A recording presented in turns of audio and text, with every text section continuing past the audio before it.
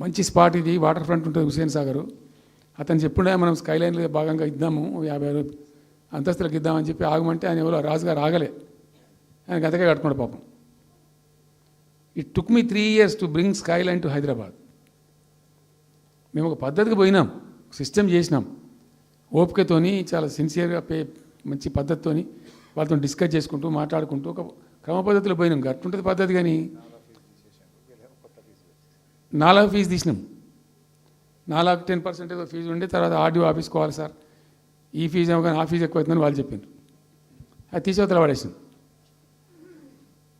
అది తీసేసినాం, ఆర్డీఓ దగ్గర పోయే అవసరం లేకుండా కూడా చేసినాం. ఇప్పుడు అదొక ఫీజు. ఆ ఫీజుతో ఏమైంది, ఆయనతో బీకింది. హైదరాబాద్ రియల్ ఎస్టేట్ గంగల కలిసింది. మేమేమో ఆనాడు నిజంగా చెప్తున్నా, చాలా సంతోషంగా చెప్తున్నాను నేను, భూముల ధరలు పెంచినాం తెలంగాణలో,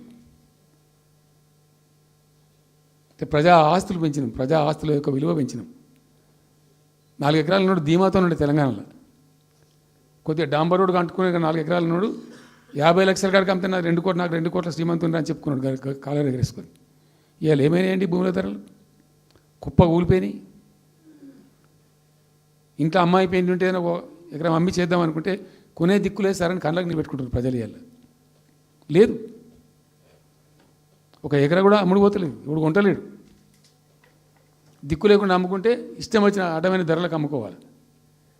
సో ఈ అరాకిరి మాటలు చెప్పి అడ్డమైన హామీలన్నీ ఇచ్చి నీకు చేసాదగాక కేవలం రాజకీయ అధికారమే మా లక్ష్యం అనే పద్ధతిలో ఇచ్చి ఇలా ప్రజలను వంచి అటు రైతాంగాన్ని నడిపిస్తున్నారు, పేద ప్రజలు నడిపిస్తున్నారు, పేద విద్యార్థులు నడిపిస్తున్నారు, రిటైర్డ్ ఎంప్లాయీస్ నడిపిస్తున్నారు. పచ్చి అబద్ధాలు. కేసీఆర్ చేసిన అప్పులకు వడ్డీలు కట్టలేకపోతున్నావా? కావు ఉతికింది కదా, ఈ చెంప ఆ చెంప వాయించింది కదా. ఎంత కడుతున్నారు? తీసుకున్న అప్పులు ఏంటంటే 2,90,000 కోట్లు మొత్తం కలిపి చెప్పారు కదా చాలా స్పష్టంగా. సో ఇట్లా ఇవన్నీ వాస్తవాలు ఒక పక్కకుంటే అన్ని అబద్ధాలు చెప్పుకుంటూ ఇష్టం వచ్చినట్టు మాట్లాడుకుంటూ ఇక నన్ను తిట్టడానికైతే వాళ్ళ నోరు మొక్కాలిగా. ఎప్పుడో సందర్భంలో కోపం వచ్చి ఒకటి తిట్టినామంటే ఓ మనిషిని మాట వేరు. పొద్దా కాదే కదా నా కేసీఆర్ చచ్చిపోవాలి మాట్లాడినప్పుడల్లా ఎక్కడైనా మాట్లాడు, ఏ సందర్భంలో మాట, నువ్వు కాలేజీలో మాట్లాడు, లేకపోతే ఇంకో కాడ మాట్లాడు, స్కూల్ పిల్లల కాడ మాట్లాడు. గింత అక్కసు ఉంటుంది మనుషులకు. అది కరెక్ట్ అవుతుందా? సో ఇష్టం వచ్చిన పద్ధతులు, మాటలు, ఇష్టం వచ్చిన దుర్మార్గ ప్రచారాలు, అన్ని పచ్చి అబద్ధాలు నోరు తెరిస్తే.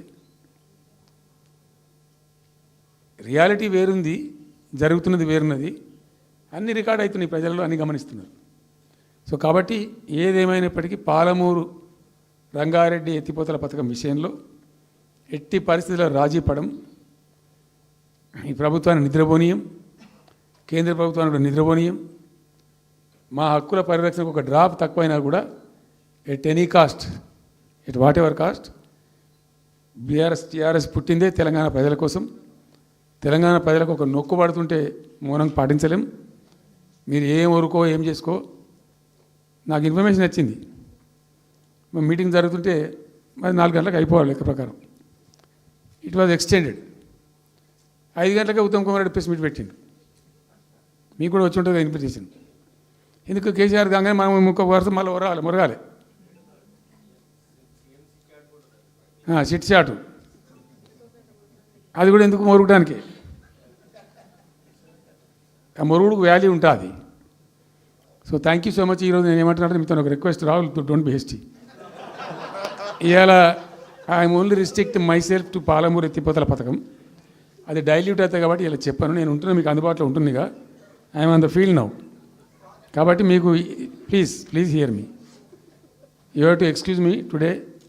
దానికే నేను రిస్ట్రిక్ట్ అవుతాను. ఇలా any question, 100 questions you put me, I will give you answer tomorrow or day after, any time. Thank you.